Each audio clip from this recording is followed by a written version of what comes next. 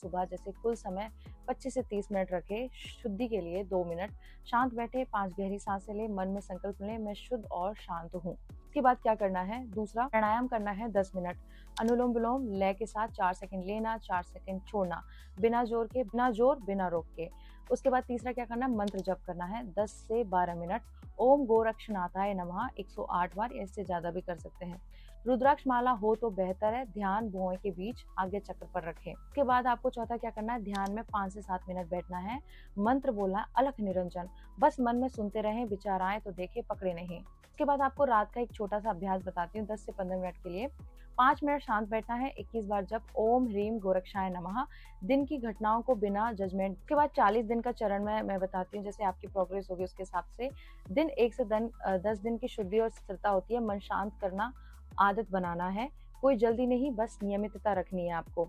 उसके बाद दिन 11 से 20 में ऊर्जा का संतुलन होगा, उसमें आपको क्या करना है, ध्यान थोड़ा गहरा लगेगा, सांस और मन तालमेल में आएंगे। उसके बाद दिन 21 से 30 तक का अंतर का जागरण क्या करना है, भीतर शांति और हल्की ऊर्जा महसूस करनी है, उसमें क्या होगा, आपसे जागरूकता बढ़ेगी। फिर उसके बाद दिन 31 से 40 की गहराई और स्तर की शक्ति होती है, ध्यान में स्थिरता, प्रतिक्रिया कम, समझ ज्यादा होने लगेगी, यही असली प्रगति होती है। अब इसमें नियम जरूरी है, सात्विक भोजन करें, हल्का शुद्ध, झूठ क्रोध नशा कम करें, रोज एक ही समय पर अभ्यास करें, कोई डर अजीब अनुभव हो तो अभ्यास हल्का कर दे। तो उसके बाद आपको क्या महसूस होगा, मन शांत और मजबूत होगा, डर और चिंता कम, भीतर स्पष्टता होगी, आध्यात्मिक जुड़ाव होगा। सबसे बड़ा रहस्य क्या है, नाथ साधना का लक्ष्य चमत्कार नहीं, चेतना का जागरण है। परंपरा का आधार क्या है, ये मार्ग गुरु शिष्य परंपरा से चलता है, जैसे मतस्तेंद्र नाथ जी और गुरु गोरखनाथ जी।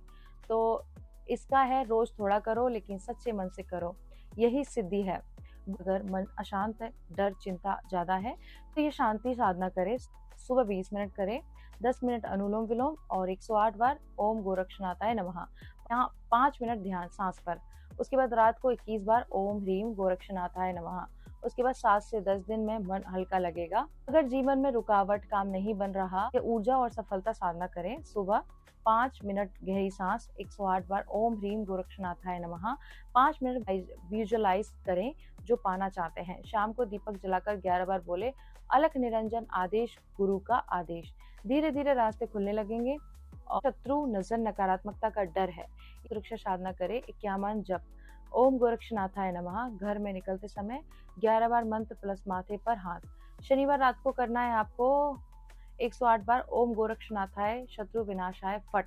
उसके बाद आपको आत्मबल और सुरक्षा बढ़ती है। अगर आप आध्यात्मिक जागरण चाहते हैं, ये जो मैं बता रही हूँ, साधना को गहराई से करें क्योंकि ये बहुत जरूरी है। सुबह 10 मिनट प्राणायाम, 108 बार गोरक्षनाथाय नमः, 10 मिनट अलख निरंजन ध्यान, धीरे धीरे अंदर शांति और जागरूकता बढ़ेगी। सबसे जरूरी बात यह है, ये जो सच है वो बहुत कम लोग बताते हैं। पहला ये है, शत्रु नाश का मतलब सिर्फ बाहर का दुश्मन नहीं, असली शत्रु डर, आलस, क्रोध, भ्रम। गोरखनाथ साधना का असली लक्ष्य है अपने अंदर के शिव को जगाना। जब इनसे परे जाओगे, विकार से मुक्त होगे, तो जब आप अपनी आत्मा से जागोगे तो अपने आप को पालोगे, तो उसके बाद परमात्मा शिव के पास पहुंच जाओगे। जितना सरल उतना गहरा, यही नाथ मार्ग है।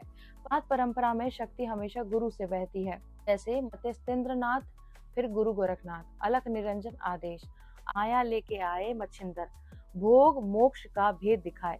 गुरु मच्छिंद्र नाथ संसार माया को समझाते, हाथ में भस्म और रुद्राक्ष लेकर वैराग्य का मार्ग दिखाते। वे बताते कि भोग, संसार और मोक्ष मुक्ति का सही अंतर क्या है। नाथ पंथ के दादा गुरु, काया पलटे सत्य गुरु। वे नाथ संप्रदाय के मूल गुरु हैं, जिनकी साधना में जीवन काया रूपांतरण, अंदर से बदलाव शुरू होता है। फिर दूसरा है अलख निरंजन का भाव, अलख निरंजन आदेश।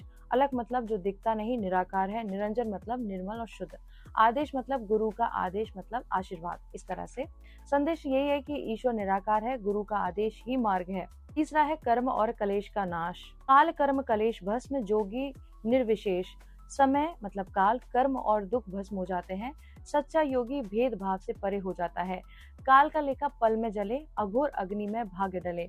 अघोर मतलब निर्भय, शुद्ध। साधना की अग्नि में भाग्य और कर्म बदलते शुद्ध होते हैं। होता है बीज मंत्रों का संकेत क्या होते हैं, ओम राम, हुम फट, क्रीम, कालग्ने। शक्ति और रक्षा के 20 स्वर हैं, नकारात्मक काटने और आंतरिक शक्ति जगाने के लिए हैं। पांचवा है बंधनों से मुक्ति, जड़ से चेतन टूटे हर बंधन, अज्ञान जड़ता से चेतना की ओर उठकर हर बंधन टूटता है। शब्द साचा पिंड कांचा, सत्य शब्द वाणी शाश्वत है। शरीर मतलब पिंड नश्वर है, इसलिए सत्य को पकड़ो। छठा है योगी का रूप और धुनी। भगवा वेश भैरव रूप शिव का जप कर। योगी वैराग्य धारण कर शिव भैरव भाव में जप करता है। जहाँ जहाँ जाओ जागो शिव का धुना। जहाँ साधक जाता है वहाँ साधना का वातावरण बनता है। धुनी अग्नि से शक्ति जागती है। सातवां है रक्षा शक्ति और कृपा। अब नाथ करे मेरी रक्षा। नाथ सिद्धों की रक्षा और मार्गदर्शन की प्रार्थना। हनुमंत रोग शोक कटे अन्नपूर्णा के। हनुमान से बल साहस रोग शोक से मुक्ति, अन्नपूर्णा से अन्न समृद्धि की कृपा। तो ये इसके लिए बोला जाता है। आठवां है आत्मबोध। सबसे गहरा अर्थ है मैं ना देह मैं ना नाम, मैं केवल ज्वाला केवल राम। असली पहचान शरीर नाम नहीं, शुद्ध चेतना ईश्वर राम ही सत्य है। ये है नाथ की वाणी ब्रह्म सत्य है। नाथ गुरुओं की वाणी परम सत्य की ओर ले जाती है।